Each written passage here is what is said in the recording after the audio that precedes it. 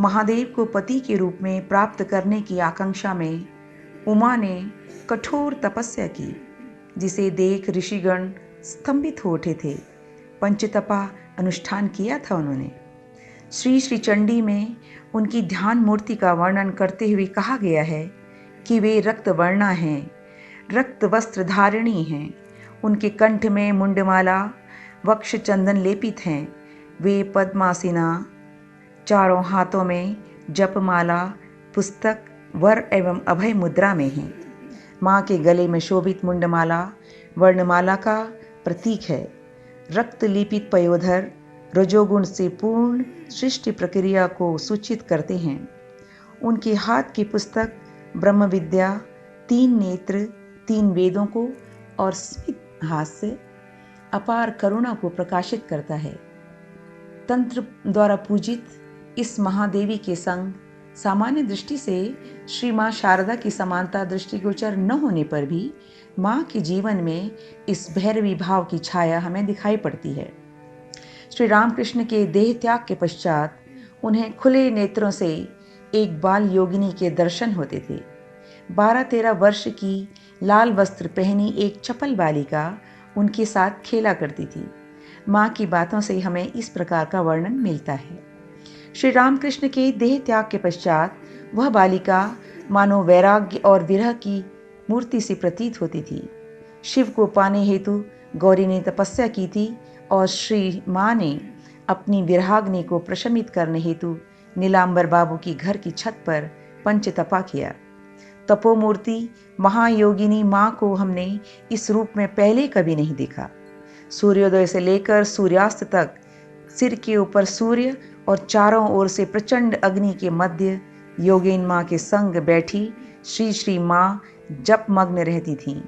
उनके देह और मन की विरहाग्नि के ताप की तुलना में उस योगिनी का ताप भी कम था।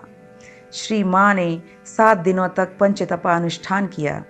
उस अनुष्ठान की समाप्ति के पश्चात जब माँ बाहर आईं, उनकी देह अग्नि ताप से पूर्णतः काली हो चुकी थी, लेकिन मन की अग्नि शांत थी। श्री रामकृष्ण के निर्देश पर ही उस छोटे से नहबत खाने में वे 100 कर्मों के बीच रात जागकर भी लाख जप संपन्न करती थीं और समाधिस्थ हो जाया करती थीं। यही तो है योग की पराकाष्ठा। माँ के नित्य जीवन चर्चा के साथ ही तपस्या भी चलती थी। मन लक्ष्य में स्थिर रहता था।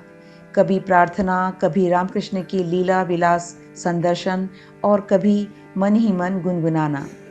माँ राधु को दिखाकर कहती थीं कि उसके लिए सारे काम कर रही हूँ, वरना मन ऊपर उठकर कहीं विलीन हो जाना चाहता है। ठाकुर के भी क्या ही अद्भुत लीला थी। मेरे इस मन को लाकर राधु पर लगा दिया। यह भी सुना जाता है कि राधु के आने के पूर्व ही योगिन माँ और गोलाब माँ श्री माँ के ध्यान मग्न देह को उठाकर किसी सुरक्षित स्थान पर ले जाया करती थीं। माँ को इस संसार के विषय में कोई सुध नहीं रहती थी तब।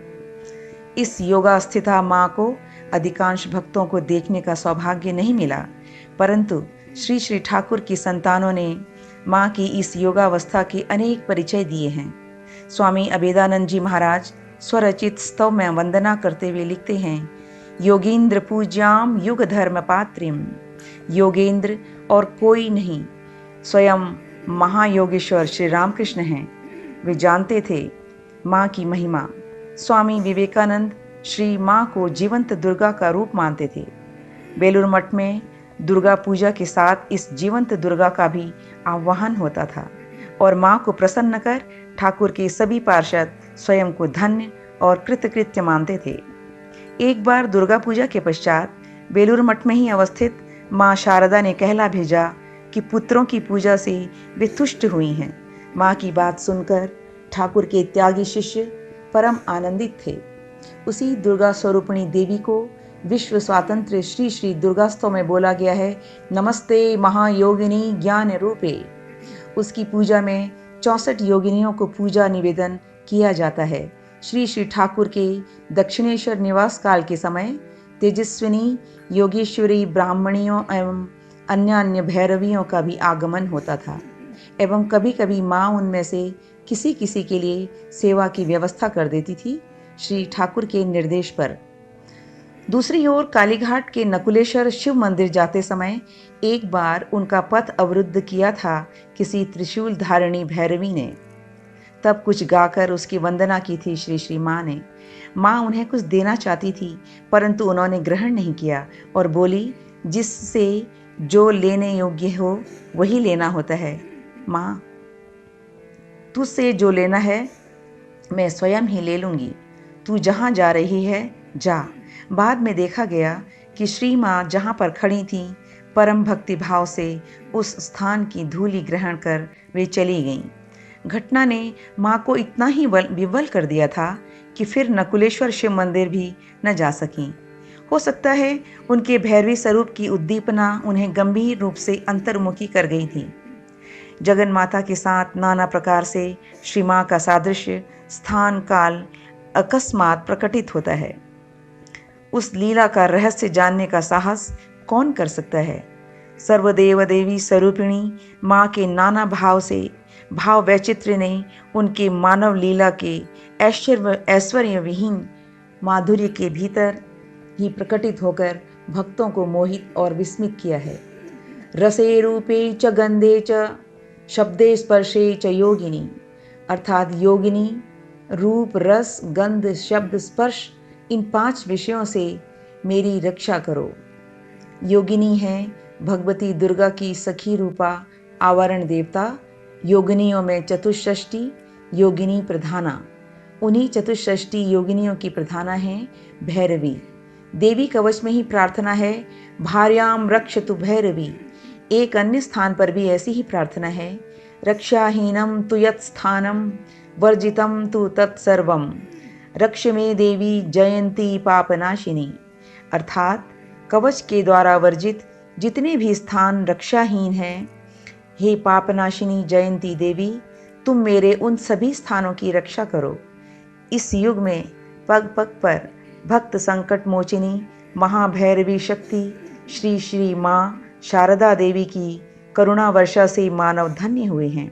उनके चरणों में प्रणाम एवं प्रार्थना।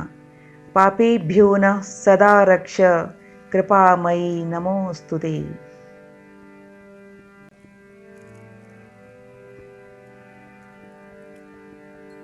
ত্রিপুর ভৈরবী। দুর্গা সপ্তশতীতে ত্রিপুর ভৈরবী জগন্মাতা সতীর এক অভিনব রূপ এর প্রসঙ্গ পাওয়া যায়।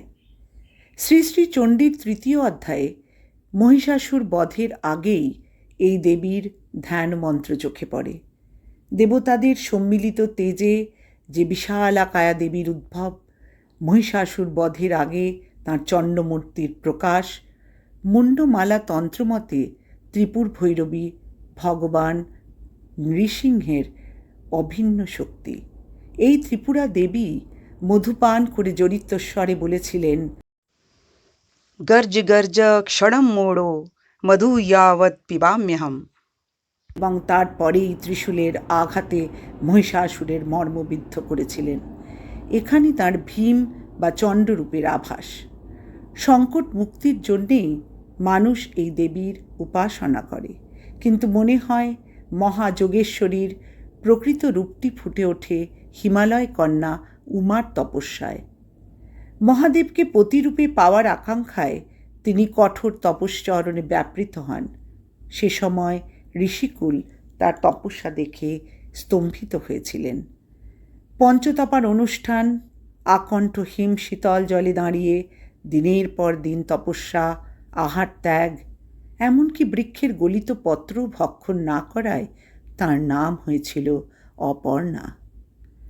শ্রী শ্রী চণ্ডীতে এর ধ্যান মূর্তির বর্ণনা করে বলা হয়েছে, ইনি রক্তবর্ণা, রক্তবস্ত্র পরিহিতা, এর কণ্ঠে মুণ্ডমালা, বক্ষদেশে রক্তচন্দন লেপিত, ইনি পদ্মাসিনা। এর 4টি হস্তে জপমালা, পুস্তক, বর ও অভয় মুদ্রা। কালের কবলে কর্মের ঘোল ফলের সম্মুখীন হলে সেই অবস্থা প্রশমিত করার শক্তি ইনি ধারণ করেন। তাঁর গলার মুণ্ডমালা বর্ণমালার প্রতীক। দেবীর রক্তলিপ্ত পয়োধর রজগুণে পূর্ণ সৃষ্টি প্রক্রিয়াকে সূচিত করে। তার হাতের পুস্তক ব্রহ্মবিদ্যা, 3টি নেত্র, 3টি বেদ, স্মিত হাস্যে অপার করুণার প্রকাশ। তন্ত্রপূজিত এই মহাদেবীর সঙ্গে আপাত দৃষ্টিতে শ্রী মায়ের সৌসাদৃশ্য চোখে না পড়লেও মায়ের জীবনীতে এই ভৈরবী ভাবের ছায়া আমরা দেখতে পাই। শ্রীরামকৃষ্ণের তিরোভাবের পরে পরে তিনি সাদা চোখেই এক বাল যোগিনী মূর্তির দর্শন পেতেন। 12-13 বছরের লাল কাপড় পরা মেয়ে, চুলগুলি রুক্ষ, কখনো তার সামনে কখনো পিছনে ঘুরে বেড়াচ্ছে। মায়ের সরল কথায় এইরকম একটি বর্ণনা আমরা পাই। শ্রীরামকৃষ্ণের অন্তর্ধানের পর যেন বিরহ ও বৈরাগ্যের মিলিত মূর্তি ওই বালিকা। শিবকে পাবার জন্য গৌরী তপস্যা করেছিলেন, আর শ্রীমা তার বিরহাগ্নি নির্বাপনের জন্য পঞ্চতপা করলেন বেলুড়ের নীলাম্বর বাবুর বাড়ির ছাদে। এই তপমূর্তি মহাযোগিনী মাকে আমরা আগে দেখিনি। সূর্যোদয় থেকে সূর্যাস্ত পর্যন্ত মাথার উপর সূর্য ও চারিদিকে গনগনে ঘুঁটের আগুনের মধ্যে বসে শ্রীমা যোগিন মার সঙ্গে জপে মগ্ন হতেন। তার শরীর মনের বিরহাগ্নির তাপের তুলনায় ওই অগ্নির তাপও শীতল মনে হতো। 7 দিনে ওই ক্রিয়াকাণ্ড সম্পন্ন হওয়ার পর মা যখন বাইরে এলেন, তখন তার শরীর ঝলসে কালো হয়ে গিয়েছে, কিন্তু মনের আগুন শীতল। শ্রীমায়ের জীবনের প্রথম ভাগ লোকচক্ষুর অগোচরেই কেটেছিল। শ্রীরামকৃষ্ণের নির্দেশে ওই ক্ষুদ্র নহবতে তিনি শত কাজের মধ্যেও রাত্রি জেগে জপ, ধ্যান, এমনকি লক্ষ জপ সম্পন্ন করেছেন। যোগিনমা দেখেছিলেন রাতে কোনো বাঁশির শব্দে মায়ের মন ভাবস্থ, একাগ্র হতো। তিনি সমাধিস্থ হয়ে যেতেন। এই যে মনের একাগ্র ঊর্ধ্বগতি, এই তো যোগের পরাকাষ্ঠা। মায়ের নিত্য জীবনচর্যার সঙ্গেই তপস্যা চলত। মন লক্ষ্যে স্থির থাকত। কখনো প্রার্থনা, কখনো শ্রীরামকৃষ্ণের লীলা বিলাস সন্দর্শন, কখনো বা নিজের মনে গুনগুন করে গান গাওয়া। এইসব দেখে পাগলি মামিও স্মৃতিচারণ করে বলতেন, রাধি রাধি করে মা ব্যস্ত। ও রাধির জন্য ব্যাকুল হওয়ার পূর্বে মাকে দেখে সাক্ষাৎ এক দেবী মূর্তি মনে হতো। কাছে যেতে সাহস হতো না। তখন অন্যরকম ছিল ঠাকুরজি, ঠাকুরনটির মতো। পূজার আসনে যখন বসত, তখন কাছে যেতে সাহস হতো না, ভয় করত। তিনি স্বয়ংও বলিতেন রাধুকে দেখাইয়া, ওর জন্যেই সব কিছু, না হলে আমার যে মন কোথায় ঊর্ধ্বে চলে গিয়ে বিলীন হয়ে যায়। ঠাকুরের কি অদ্ভুত কাণ্ড! সেই মনকে নিচে নামিয়ে এনে এই রাধির ওপর রেখেছেন। কখনো শোনা যায় রাধু আসার আগে মায়ের ধ্যান মগ্ন জ্বরের মতো দেহকে গোলাপ মা ও যোগীন মা অতি সাবধানে এক জায়গা থেকে তুলে অন্য জায়গায় বসাতেন। মায়ের ইহ জগৎ সম্বন্ধে হুঁশ থাকত না। এই মহাযোগে স্থিত মাকে অধিকাংশ ভক্তেরই দেখার সৌভাগ্য হয়নি। শ্রী শ্রী ঠাকুরের সন্তানেরা কিন্তু এই মহাযোগস্থা মায়ের অনেক পরিচয় পেয়েছিলেন। স্বামী অভেদানন্দ মহারাজ তার রচিত স্তবে বন্দনা করে লিখেছেন, योगीन्द्र पूज्यां युगधर्म पात्रीं। যোগীন্দ্র আর কেউ নন, মহাযোগেশ্বর স্বয়ং শ্রীরামকৃষ্ণ। তিনিই জানতেন মায়ের মহিমা। স্বামী বিবেকানন্দ তাকে জ্যান্ত দুর্গা বলে অনুভব করতেন এবং বেলুড়ে দুর্গা পূজার সঙ্গে সঙ্গে এই জ্যান্ত দুর্গাকে আবাহন ও প্রসন্ন করে ঠাকুরের পার্শ্বদেরা সকলেই নিজেদের ধন্য ও কৃতকৃত্য জ্ঞান করেছেন। একবার দুর্গাপূজার পর বেলুড়েই অবস্থিত জননী সারদা বলে পাঠিয়েছিলেন যে ছেলেদের পূজায় তিনি তুষ্ট হয়েছেন। মায়ের সেই কথাটি শুনে ঠাকুরের ত্যাগী ছেলেরা পরম স্বস্তি ও আনন্দ পেয়েছিলেন। সেই দুর্গা স্বরূপিণী দেবীকে বিশ্বসারতন্ত্রের শ্রী শ্রী দুর্গাস্তবে বলা হয়েছে, नमस्ते महायोगिनी ज्ञान रूपे। তাঁর পূজায় 64 যোগিনীদের পূজা নিবেদন করা হয়। শ্রী শ্রী ঠাকুর দক্ষিণেশ্বর থাকাকালে তেজস্বিনী যোগেশ্বরী ব্রাহ্মণী এবং অন্যান্য ভৈরবীরাও আসতেন এবং শ্রীমা কখনো কখনো তাদের কারো কারো জন্য কাপড় ছুপিয়ে সেবার ব্যবস্থা করতেন ঠাকুরেরই নির্দেশে। অন্যদিকে কালীঘাটে নকুলেশ্বর শিব তার কাছে যাবার সময় একবার ত্রিশূল নিয়ে এক ভৈরবী শ্রীমার পথ রোধ করে। গান গেয়ে তাঁকে বন্দনা করেছিলেন এবং মা তাঁকে কিছু দিতে চাইলেও তিনি গ্রহণ করেননি। বলেছিলেন, যার কাছে যা নেবার তাই নিতে হয় মা, তোর কাছে যা নেবার আমি নিজেই নেব, তুই যেখানে যাচ্ছিস যা। পরে দেখা গেল মা যেখানে দাঁড়িয়েছিলেন পরম ভক্তিভরে সেখানকার ধূলি গ্রহণ করে তিনি চলে গেলেন। ঘটনাটি মাকে এতই বিহ্বল করেছিল যে তিনি নকুলেশ্বর শিবের কাছেও যাননি। হয়তো তাঁর ভৈরবী স্বরূপের উদ্দীপনা তাঁকে গভীরভাবে অন্তর্মুখ করে তোলে। জগন্মাতার নানা দিকের সঙ্গেই শ্রীমার এই সাদৃশ্য স্থানে কালে অকস্মাৎ প্রকটিত হয়। সে লীলার রহস্য কেই বা জানতে সাহসী হয়।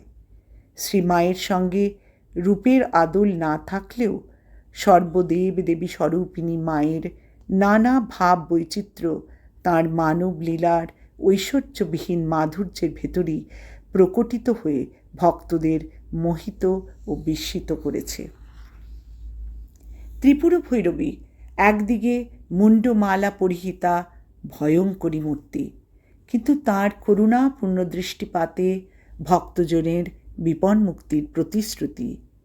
দেবী কবচে বলা হয়েছে, रसे रूपे च गन्धे च शब्दे स्पर्शे च योगिनी। যোগিনী রূপ, রস, গন্ধ, শব্দ ও স্পর্শ এই 5টি বিষয় থেকে আমাকে রক্ষা করুন। যোগিনী হলেন ভগবতী দুর্গার সখী রূপা আবরণ দেবতা। যোগিনীদের মধ্যে চতুষ্ষষ্ঠী যোগিনী প্রধানা। যোগিনী সাধন করলে নানাবিধ ঐশ্বর্য লাভ হয় বলে ভূতডামরতন্ত্রে কথিত আছে। ওই চতুষ্ষষ্ঠী যোগিনীদের প্রধানাই হলেন ভৈরবী। ওই দেবী কবচেই প্রার্থনা করা হয়েছে, भार्यां रक्षतु भैरवी। এরা মায়েরই অঙ্গীভূত শক্তি বিশেষ। তাই পরে আবারও প্রার্থনা শুনি, रक्षाहीनं तु यत् स्थानं वर्जितं तु तत्सर्वं रक्ष मे देवी जयन्ती पापनाशिनी। কবচ দ্বারা বর্জিত যত স্থান রক্ষাহীন, হে পাপনাশিনী জয়ন্তী দেবী, তুমি আমার সেই সকল স্থান রক্ষা করো। এ যুগে পদে পদে ভক্ত সংকট মোচনী মহাভৈরবী শক্তি শ্রী মা সারদা দেবীর করুণা বর্ষণে মানুষ ধন্য হয়েছেন। তাঁর চরণে প্রণাম ও প্রার্থনা। पापेभ्यो न सदा रक्ष कृपामयी नमोस्तुते।